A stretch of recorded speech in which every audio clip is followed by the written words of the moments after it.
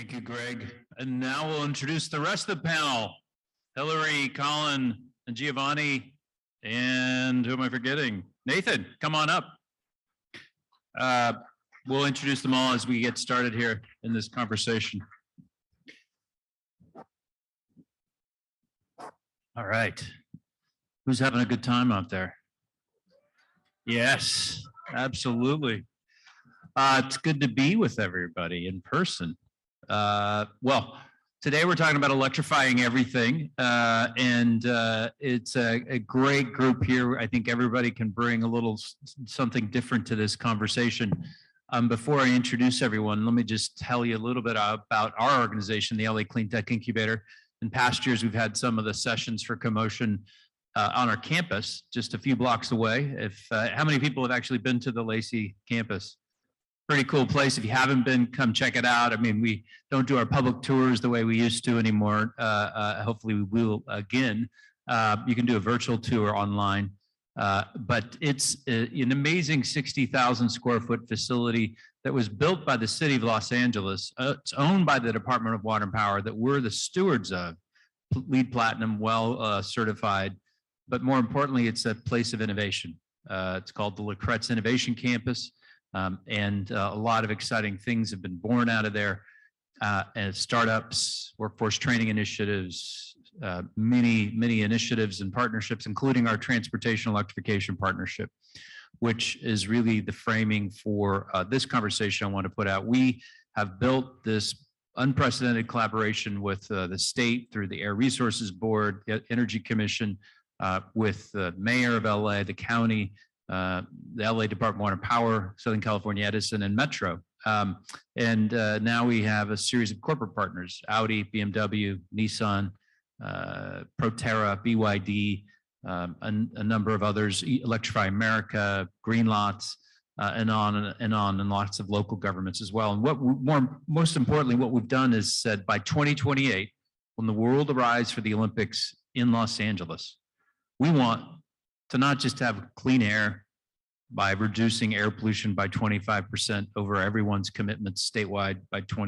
that were set in 2018. We want to reduce greenhouse gas emissions by another 25% by ensuring everybody can move emissions free through the region. And not just for that moment in time, but to really put down a marker for LA to continue to lead the way on light duty EVs by making sure that 30% of all the cars on the road are electric by then, meaning 80% of the cars sold would need to be BEV by across the county by 2028, that we've gotten 20% of people out of their cars and back on the streets, through mode shift strategies. How do we make our streets safer for walking and biking, as well as for public transit, moving towards zero emissions? And then making sure that 40% of all the heavy duty drayage trucks are zero emissions, 60% of the medium duty delivery trucks are electric. And so how we're doing that, we're pushing policies. Last year, we pushed forth a proposal for a California EV authority, creating an EV czar to accelerate progress. Got killed in the Assembly Appropriations Committee. If anybody's been through the legislative process, it's not a pretty sight sometimes. But we continue to put forth ideas. We're running a zero emissions delivery zone to get to that medium duty delivery truck goal, with partners in our partnership like Nissan delivering their first electric delivery vans in the United States here in the zone. Now we're partnering with the city of LA to expand that, and thanks to a $3.7 million DOE grant, and some of our team here are working hard on. See Meg over there, who you may have met, who's a judge for the challenge. So we're really walking our talk and seeing how we can scale solutions. An EV car share program dedicated for housing authority residents. Now a Congress member is looking at making that national legislation to how to help accelerate and meet the Justice 40 commitment. So LA is leading the way. We know that. This is just one more proof point that we want to put forth. And today we got a great panel. Giovanni, Bertolino, head of e-mobility for the US and Canada, here from NLX. Of course, Hilary Norton to my left, our good friend, and of course, chair of the California Transportation Commission. Nathan Yang, the VP and product officer for Flow, and then Colin Roche from SwiftMile, CEO and co-founder. So let's get into the conversation. I want to start with you, Nathan. one of the things that we did in our roadmap to achieve by the time of the Olympics, as I talked about, is we need a lot of charging infrastructure. How much we put down a marker, we made some best guesstimates based on modeling and the commitments of Edison and DWP.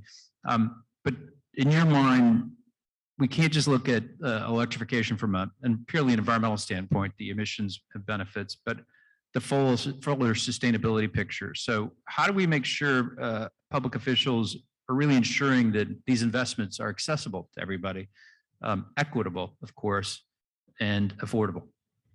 That's a good question. So, from our perspective, sustainability is not just environmental, as you mentioned. There's the social and economic aspect. And when you dive into the environmental, the social, and economic, you realize that all three buckets are actually very intertwined together. How many in this room own EVs? Just curious.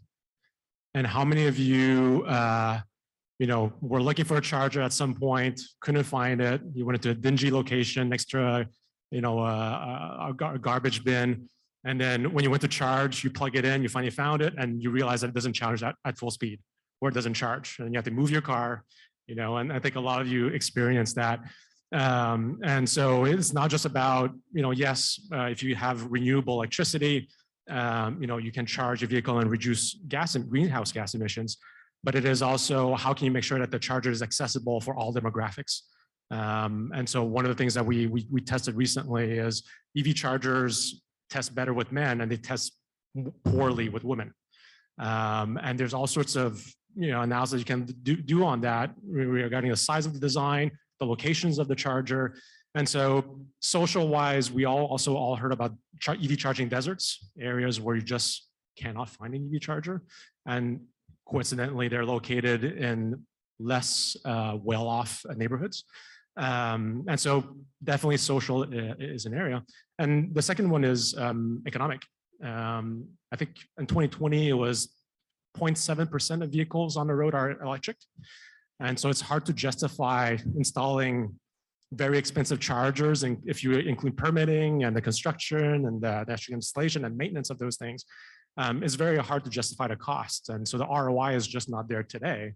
But it's a chicken and the egg problem. And then as an industry, I think we all see that as if we don't put any chargers, we're actually not helping the adoption of EVs. So somehow between the private sector and the public sector, we need to collaborate together to say, okay, in the near term, it's going to be very hard to be profitable on these chargers.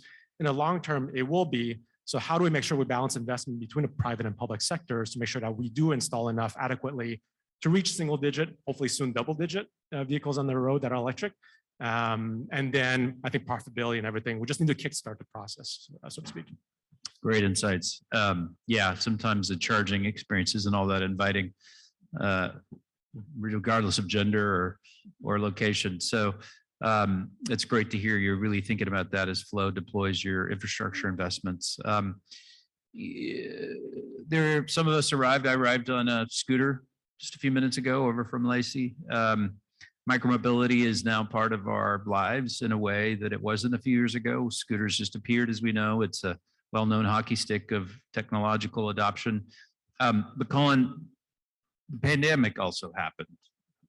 And it really changed the way people felt comfortable, whether they were going to jump on that thing, touch that thing, all sorts of other things, sort of experiences that has come from the pandemic. How has COVID affected your business and micromobility overall, and what trends do you see coming out of it? Great. Well, it's fantastic to be here with a bunch of like-minded folks at really exciting time. I mean, who could have hoped or thought they'd sign an infrastructure bill right before this conference started? So I think we've got a really good kind of a buzz going here. And it kind of dovetails into what you're talking about. When sort of we call it micromobility 1.0, when that first started, and these are micro electric vehicles, these are your bikes, these are your scooters, different kinds of cargo bikes and the like. When COVID hit, there was that, oh shit moment. Let's face it, these things weren't moving.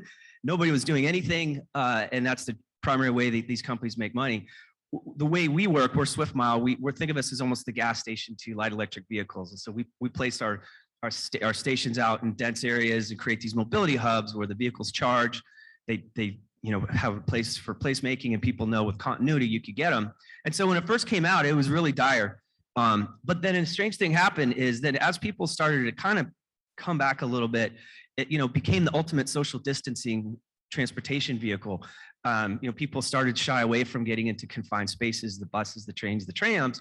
But what it did is it kicked in all those little synapses we had as everybody grew up riding a bike or oftentimes a little scooter that, you know, that you played around on. And you add that now to all these advances with the electric vehicles themselves. You know, lithium-ion batteries are getting a lot more efficient and cheaper. The brushless DC hub motors that most of these things use are super efficient.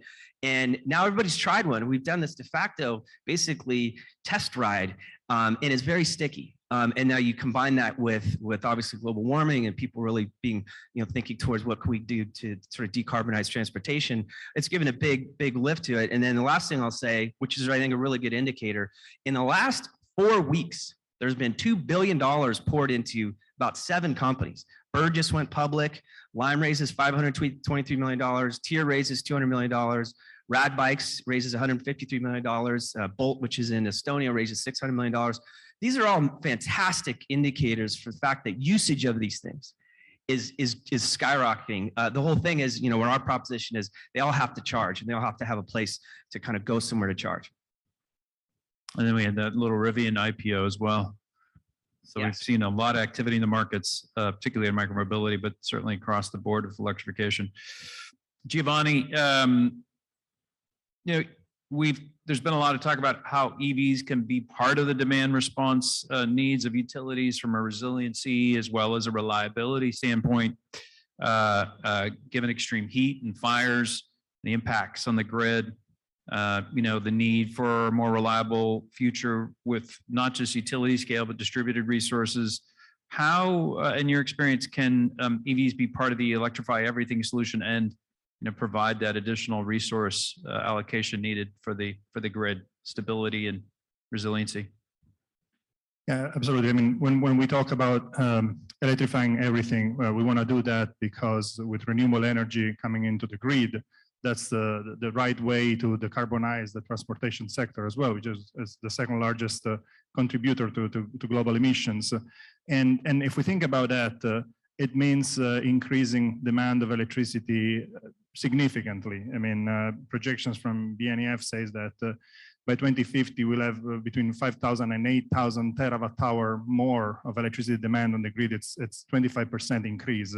So that's a huge challenge for the electricity sector to put all that new energy and to make it renewable. But then this can put a lot of strain on the distribution grid. I mean, in NL, we are one of the largest utility, and we're looking at that very carefully. And we're looking at how electrifying vehicles cannot just be part of the problem, but also part of the solution. And in order to do that, we're focusing on smart charging solutions where vehicles become an asset for the grid. All these EVs, all this load becomes dispatchable, programmable through software, and it allows to control when the charging sessions happen. At the moment, what is happening is most utilities are providing behavioral incentives to drivers through tariffs, time of use rates, incentivizing, you know, charging at night or when there is excess of solar on the grid. But more and more we'll see ways of automated demand response or automated load management and that will allow to control that load and react in real time to moment of of stress on the grid, so that we can avoid that whenever cars are connected to the plug, they just start charging, but we can schedule the charging, because the truth is that when you have ubiquitous access to charging, whether it is at home, at the workplace, wherever you go, and you plug that car, you are providing a lot of flexibility, because you just need a couple of hours per day, no more, on a regular level 2 charger to keep you going. But if you leave that car connected, those 2 hours can happen at different moments of during the day and when it's best for the grid. And we are already doing that in California, for instance, with a number of utilities. We are implementing demand response programs whereby whenever there is a risk of blackout in California, like a few months ago with the fires in the summer, we receive signals from CAISO, and we dispatch a load curtailment signals to all our chargers. And of course, we need to incentivize that behavior from drivers, and programs like reward programs or other ways to share the benefits with drivers will help them getting their vehicles connected most of the time. So what we call V1G, it's already a reality, and it's a great way to enable more and more adoption of EVs without putting too much stress on the electricity grid. Thank you. Appreciate that. Yeah, it's certainly a smarter system, yet the core of the grid is an 18th century technology. So we have a long way to go to help support that while meeting our needs with growing demands for electrification, which also helps reduce emissions, of course, which is critical for health and our economy and the future of humanity, for that matter. Speaking of little challenges, Hilary, here in LA, we sort of see our pride in being able to drive, you know, and the right of being able to drive wherever we want, to own that car, to have a car is, you know, God-given, perhaps, to some. Yet we know we need to get people out of their cars. We know we need to electrify everything. And we are at a tipping point. You can go from a streetcar to any number of options, whether it's an electric bus on a dash bus or a metro bus, but all needs to work seamlessly together. So how do we get more people either out of their car and into electric buses, trains, and streetcars, or for that matter, walking or biking, if not into an EV? What do you see as key? Well, thank you. This is a great question. And since this is an international audience, I wanted to explain what the California Transportation Commission does, because we manage $5 to $7 billion a year in gas tax funds and invest in all sorts of opportunities for infrastructure investment. I'm also the executive director of an organization called FastLink DTLA, which in partnership with the LA Clean Tech Incubator, our goal is to, in downtown Los Angeles, reduce single occupancy driving by 75% by 2030, which we will get to. And I'm also proud to say that I am a tenant resident of LACI, because really there is no more exciting place to be in terms of like where the synapses are firing so that we can do the work we're doing. I think what's exciting about the question you asked is that we've never before had an opportunity to electrify an entire interconnected ecosystem. And I think that's really what's going to get people out of their cars and doing something new. And I want to say that the state of California really prides itself on being this national leader on this, but because we are the state, we're not always known for working together. And in a really great initiative, there is what's known as the Zev Brain Trust. And that is a lot prompted by a lot of the work that Matt has been doing to say, how are we all connecting everything and making sure that it all works? And we are all being predictive about the kind of usage we're going to need and what we're going to need to do. I'm very pleased to say that because of Governor Newsom's goals to move us to EV vehicles, that we now have 1 million EV and plug-in cars on the road in California, and that is 11% of total vehicle sales. So we were the first state to hit double digits, which we're very, very proud of. One thing that I want to make sure you know with the CTC is that we don't invest in rolling stock, that is CARB, and we don't invest in charging, that is the California Energy Commission, but we do invest in infrastructure. And here's where we're going to help move the needle. We are investing in express lanes, which favor whether you're traveling by EV bus or traveling by EV car. We are moving the needle on joint infrastructure opportunities so that when we improve a roadway, we're also making sure that we are improving EV conveyance. We invest in the opportunities to have joint charging. So the LA streetcar, for example, is looking at potential ways to also be able to charge buses and charge small vehicles so that we can work together and make sure that we are charging most efficiently. And We are focusing on getting people out of their cars by incentivizing through express lanes the opportunity for companies like Evolgo and others that are EV microtransit to pick people up and move people without having to pay and using these express lanes. In addition, the CTC has invested in one of the most important ways in which we're going to clean our air, which I'm glad you raised, which is freight. And our trade corridor enhancement program, and again, this is a groundbreaking issue for us and as the state. We went, and in the infrastructure bill is a not well-known component about the trade corridor enhancement program. And we advocated with CalSTA and Caltrans, the California transportation sector, coming together for the first time all together. The Congress was just so surprised that we were all speaking with one voice. We changed the cap on whether you could spend, it used to be 10% on non-transportation items. It's now 30%. Why is that important? Because now we can pay for charging and lanes so that we can have EV charging and hydrogen and all that along the freeways. That is revolutionary. And being able to get the poison out of our air is so important to us. And so we're very excited that the CTC and the state itself is never going to give up the national leader state role, because we are coming together in ways never before thought possible and in ways that are very focused to make sure that the ecosystem is doing the best it can. Our final thing is the CTC funds active transportation programs. And so for all of the EV bikes, for all of the scooters, we can fund not only bike lanes, but we've actually proposed, and hopefully it will be in this coming budget, $500 million for bike highways. And so because of the range of these active transportation options, we can really start thinking about 10 to 25 mile corridors as being doable for a bike rider. And I know people on this panel are going to talk more. Our goal is to make sure that we give you smooth, new, accessible, and charge-ready corridors like never before. Love that. That is I'm great. into that.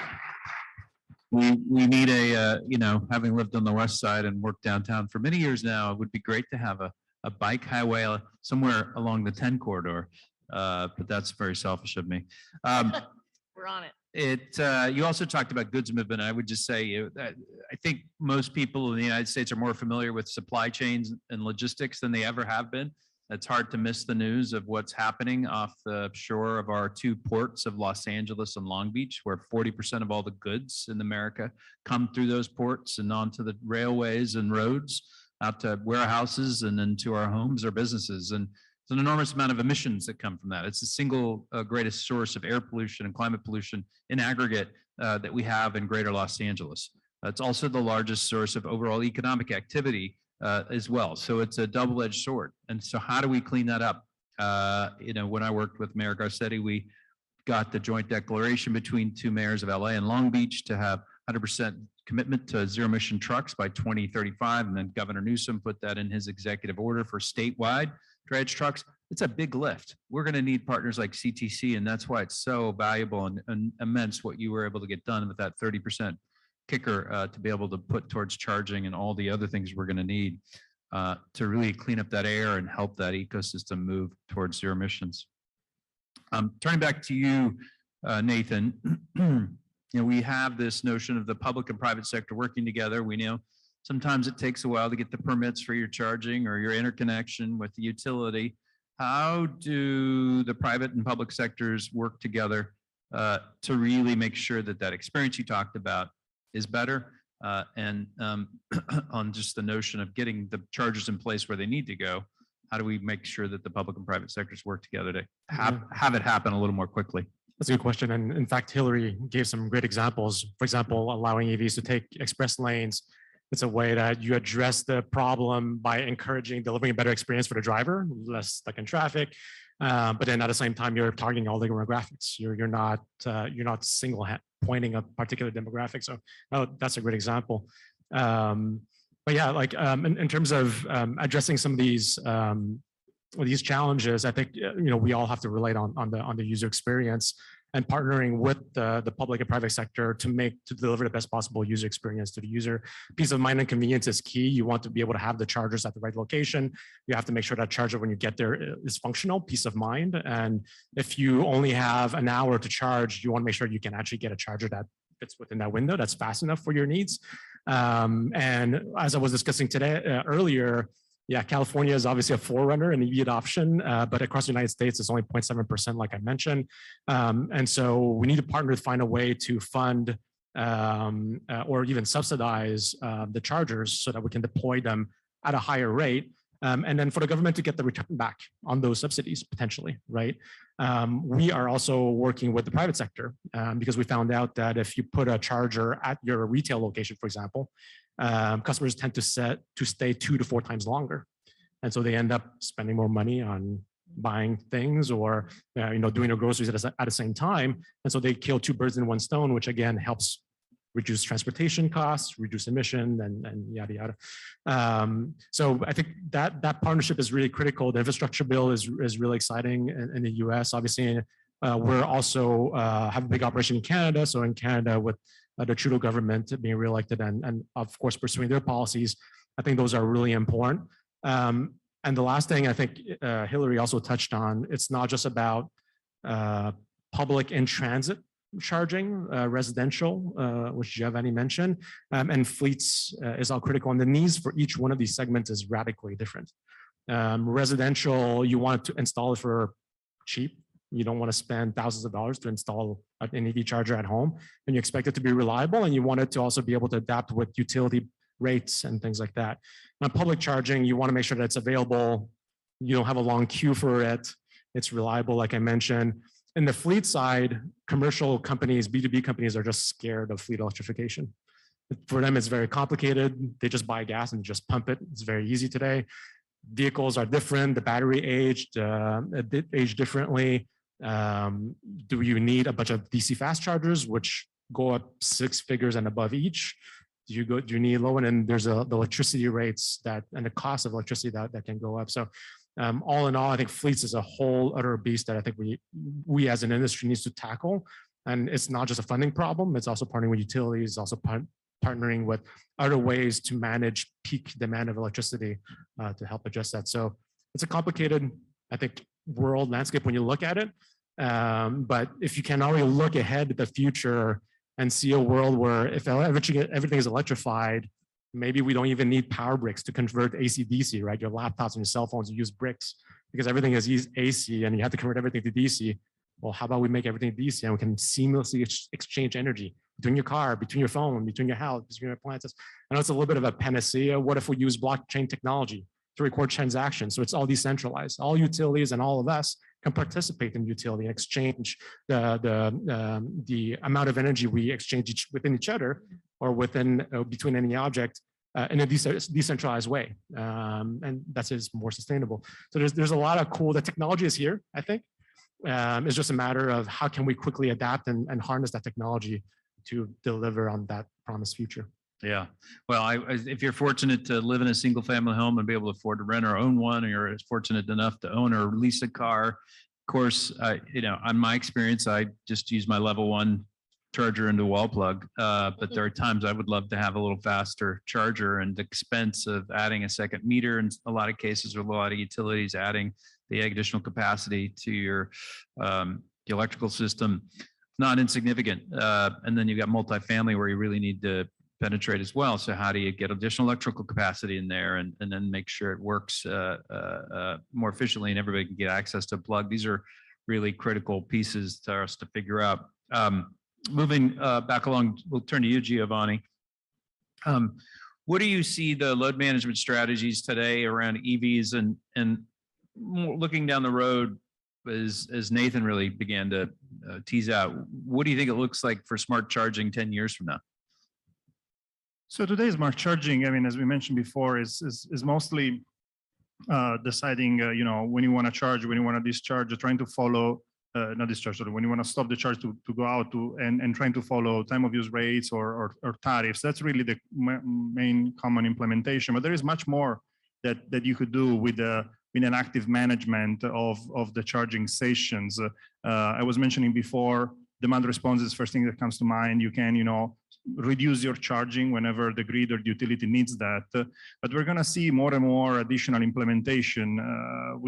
Everybody read about, Ford with the F-150 Lightning. They will deliver the ability to power your home. So one thing that we're going to see coming up soon is how you integrate your charging activity for your vehicle with the broader ecosystem of your house, whether you have solar and storage and you want a resiliency. So the ability through software to control that big battery that you have on your car as part of the ecosystem of that house. And then going forward, we might see, moving towards a true V2G. V2G, the technology is there, the practical application is not there yet. I mean, we saw this morning a vice ministry from the Netherlands showing that a nice example of that parking lot. The issue is that you need the right vehicles, batteries that can support that use case. You need the right charging infrastructure. You need the right set of rules and implementation in the market, in the electricity market, to make that happen, to create that financial incentive to use that. I think it will take a bit still to get there, but at some point, as more vehicles will become available, as batteries on vehicle will become bigger. I mean, we've seen that, a Rivian has twice as much battery of a Tesla. The larger the batteries, the greater the need for more power. You were saying, I mean, with the level 1, you can charge a regular car, but not a Rivian for sure at home. So more and more we'll see bigger infrastructure needed and the bigger batteries. And this will create a lot of assets around that would be useful to tap into. I think in the short term, that is an opportunity that we'll see more in other form of electrification of transportation. I mean, we're not talking just about passenger vehicles. So when we're talking about electrifying everything, I think we really focus on public transit and school buses. I mean, we have 100,000 transit buses in the US. We have 500,000 school buses in the United States. These will be big batteries concentrated in depots. And I'm forgetting also delivery fleets, vans for delivery fleets. These will be big batteries concentrated in depots, and those are ideal location where you can start, pooling all the power together and really implement smart charging. First, to optimize the cost of the infrastructure. Second, to reduce the cost of supplying electricity, and then maybe even generating revenues by providing that flexibility and potentially V2G back to the grid. So electrification of fleets is key. To accelerate on the decarbonization path, as well as creating additional resources for the electricity grid. Yeah. Quick follow-up question. So I was in a BNEF summit a couple of years ago, maybe 3 years ago, and on one side seemed to be mostly automaker reps, and the other side seemed to be utility reps. And we got into this conversation in the room where the utility says, well, we're interested in V2G, but the automakers aren't ready. They're not willing to talk about it. And the automakers say, well, wait, some of us are ready. You're not willing and ready to talk about it. Have you seen any progress in that regard?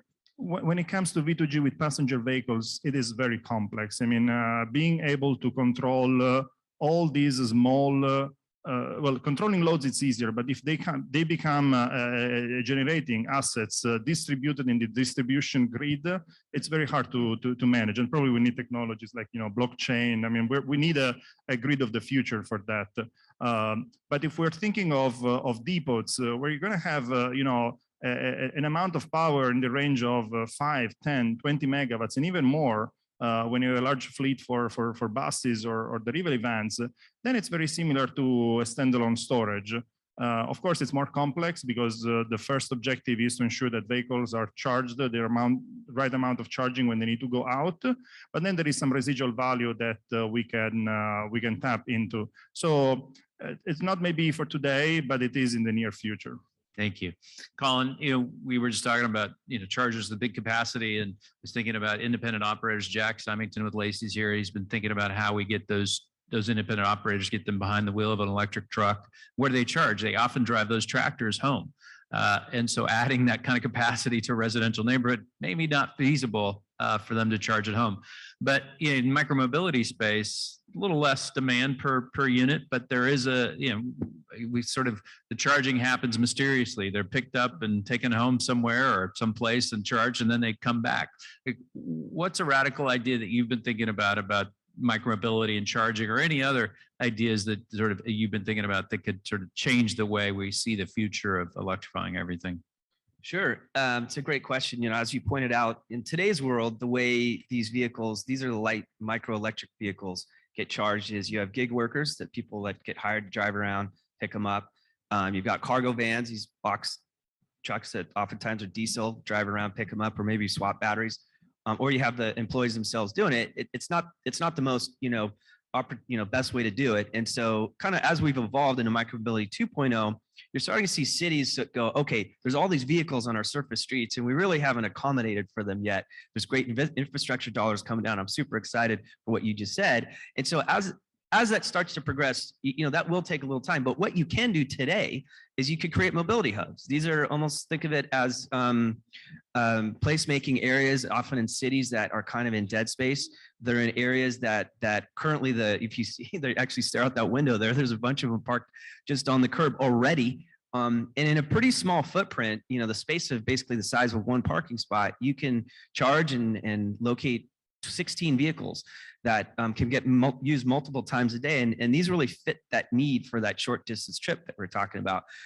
So that's one thing. The other thing too is access to power, right? I mean, that I would say is somewhat of our bigger challenges is working with cities going, okay, we've got this great thing and you want it. And they say yes. And then getting the permit process through can be burdensome. But what's happened with COVID in particular is old rules are being torn up. New ones are being written. People are being government entrepreneurs or thinking about crafty ways to get things done, which is really cool.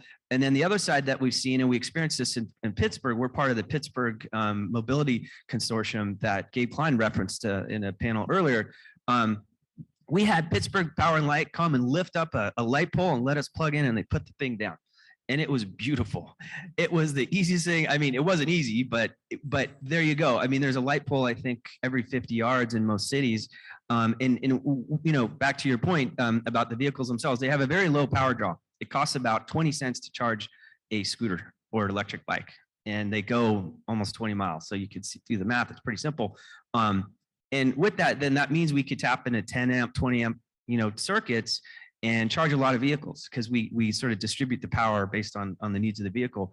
And so that's kind of the big proposition is just take advantage of areas that already are not really being used to charge the vehicles, and then you tap into the light pole. Exciting. Yeah, LA has been a leader, and the city of LA has been a leader in tapping into the light poles for street charging, but we haven't seen that on the micromobility hub charging solution yet. That'd be a great next iteration. We'll have to tell our friends, the mayor's office, to get on that.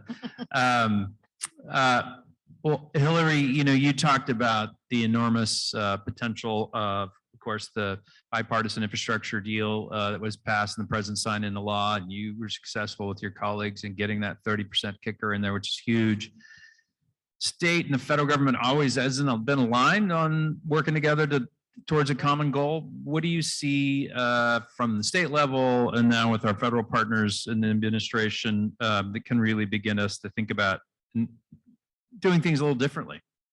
Yeah, I think one of the things that's really exciting is that the bill had both formula funds, so that we're going to just get it for just by being us, but the real fun is going to be in the competitive. And so right now there's $384 million coming to the state for EV charging, but there's a ability to compete for $2.5 billion for EV charging. And so I think it's really getting our elected officials aligned, and we have great elected officials. And I think one thing that's exciting about the EV market, as you know, and growing the grid, is that the infrastructure bill was just one component. Senator Alex Padilla is moving forward on a whole green bill, and that's about growing the grid. So I think our ability to get people to have the same conversations, to understand that the health of our nation, the economy of our nation, as well as the mobility of our nation, and frankly, how we live, just the land use, is all wrapped up in how quickly we can move to zero emission life. It's life extending for us. And so really changing this to think about, national programs like the WPA that said, we are going to make investing in an EV grid part of our new jobs programs. I mean, that's how we change the world. And I think it's very, very exciting with all of us here and more to talk about how we do that together. I think the equity portion is extremely important. The Justice 40 initiative to make sure that on the federal side that we're investing 40% of the dollars in justice communities is huge. I think understanding that people now don't have to drive clunker cars. They can turn them in California and get $9,500 in a subsidy, which will buy you a used plug-in EV. There are ways in which we are going to be investing in communities to bring everybody to the table, and that's exciting. I want to also say, as once again, one of the only females on a panel like this, that I love hearing that all of you care about where the chargers go, how accessible they are, how we're including it in the built environment, because women, we hate going to the gas station and we hate going to parking garages, all of us, I don't care, time of day, whatever. Being able to turn that into something that's healthy, safe, accessible, especially when we have families with us, is going to change the way we move. It's going to change our accessibility to jobs. It's going to change our lives. And so when you were talking about mobility hubs, that was like my heart pitter pat, because it's just, that's the name of the game. And so I just think that the new opportunities are how we include it in the way we live our lives. We've built so many things in our life around a car, about a gas powered car. It's time to build our lives around EV ecosystems like we have now. And I will say that Matt, LACI has really been a vanguard of that. I parked and charged at LACI and then took the EV-A from LADOT. And if you haven't taken that while you're here, do it, because it is one of the best systems we've got. And then take scooters and other things. But the ecosystem is attainable. And now we just have to tell every elected that's asking for our vote, every decision maker that's asking for our participation, that this is important to us. And they're starting to listen, and they're starting to see how they can invest with the private sector and others. Yeah. Well, again, another plug for coming to the campus. You can arrive in your car, electric car, you could charge it, and then of course hop on the EV dash. You can jump on a micromobility solution and an e-bike from LA Metro. And the only thing we're missing is getting Stephanie Wiggins and the Metro board to put that Arts District subway or metro stop there. 6th Street Station. You got to work on that. But you did talk about Alex Padilla. I just want to flag that for a second, because Tom Carper has really been the leader in the Senate as chair of EPW, Environment and Public Works. Now we're seeing Senator Padilla really step up and begin to take that mantle. It's really exciting. It's important for California. It's important for equity. And it's an opportunity for us to really, as well, share the lessons from California that have worked, whether it's the Blue LA program that I was part of when we were in the mayor's office, and it's continuing today with Blink, some things that work really well and some things that haven't, as we try to get EV car share into disadvantaged communities. Same thing with the EV pilots we're doing at 2 housing authority locations. How do we share those lessons? I've talked to EJ groups like Greenlining about how we share those lessons that have worked and what hasn't, so that other communities can learn from our progress here in California. I don't know if we open it up to the audience, but I'm going to ask a final question. If anybody has a question from the audience, please raise your hand and go to one of the mics. If you had a magic wand to fix one policy, whether it's the local, state, federal level, what would that magic wand fix? Nathan? I need some time. It's too exciting to be at the menu of anything. Who wants to go first? I don't know if it's a policy, but and we've got a woman here that could actually influence this, which is great, is protected bike lanes, protected bike lanes, protected bike lanes. If you make a safe environment for people to ride these vehicles, they will ride it. Design is destiny. And when you provide it, I mean, I'm a living testament to this. I started kind of eat my own dog food on this stuff, riding electric bike once COVID hit. And I started on a really poor area, and we're in the Bay Area, not a poor, but I mean a really poor area, way to ride, which is on a really busy stretch of El Camino. And then I started finding all these side streets, killer side streets, and finding all new things in my neighborhood that I didn't even know existed. And I got like a bunch of people in my neighborhood now that all ride electric bikes to work. And so you create that environment, you will use it. And so that to me is where we could pour a lot of dollars into this. That's great. Love it. Protect the bike lanes, number one. Anybody who wants to go next? Go ahead, Hilary. I would make the pre-tax dollars on the monthly, anything you take as EV should qualify. I don't care what it is. If you drive your own EV car, if you take EV car share, EV bikes, it should all qualify so that you can have up to $270 pre-tax. It's great for employees, great for employers. I think it would revolutionize adoption and we would have so much more.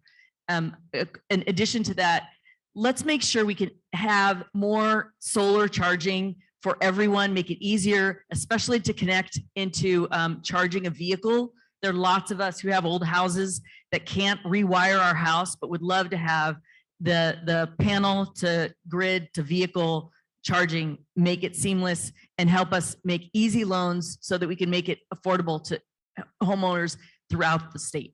Yeah, that's a good one. And when we were doing our pilot out in Pacoima, the Lacey team was, talking about how we were going to have to spend all this money to run additional power to where our parking spots for the EV car share program. And we decided, you know what, we'd probably spend the month about the same amount if we went and bought an EV arc. So if you're not familiar with that, that's the solar shaded structure that's got a metal structure and then has chargers tied to it, and you can add batteries for a little extra. And so that's our off-grid solution that also makes sure we can continue to charge cars or vehicles even when there's a grid disruption.